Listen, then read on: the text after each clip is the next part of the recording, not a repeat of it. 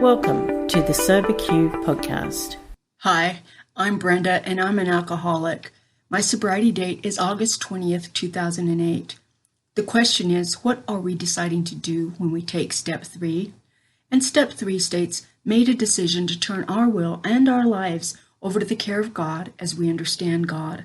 All I know for sure is that I'm very glad that step 3 is not step 1 or 2, because I had no idea that Alcoholics Anonymous had anything to do with God.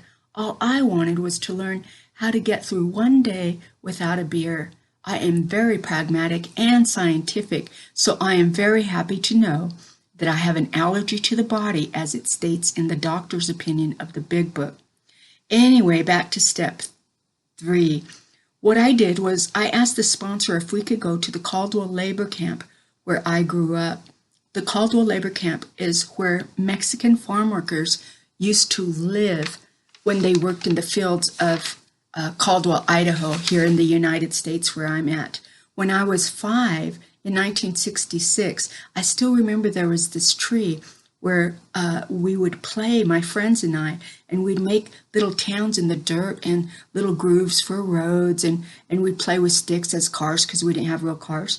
But it was so fun using our imagination, and just, I felt so free looking back and with no worries and innocent. So my sponsor agreed to do this. We went there and we both placed our hands on the tree and we held hands as I said the third step prayer.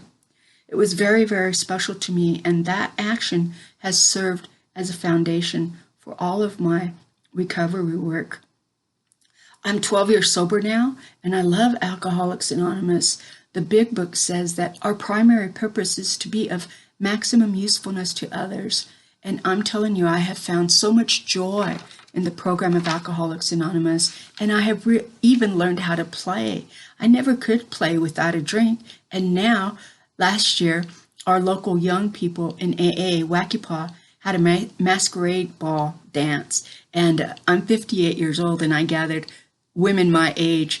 There were a group of 5 of us, with the oldest being 64, and we all went to this party, and it was so fun. I didn't know I could dance sober, but one comment from the kid said, "It's so good to see you guys here. It's neat to know that older people can have fun, and we don't have to grow old in Alcoholics Anonymous and be fuddy-duddies." So that was really nice.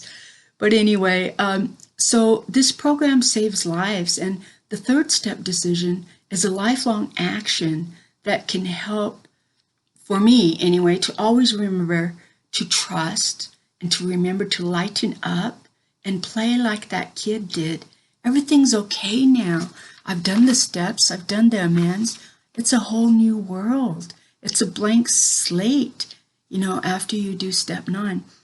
But I have a lot of atheists and agnostics in the program, and I like to define God as group of drunks and also as love.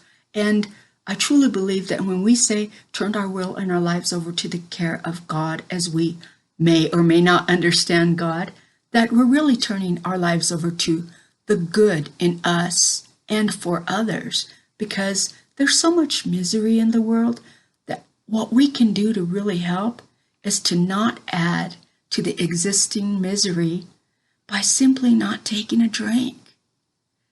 We are helping heal the world, each one of us, by doing that. Thank you for letting me share. If you would like to share your experience on a recovery question, visit the SoberQ podcast website at soberq.com. Thanks for listening.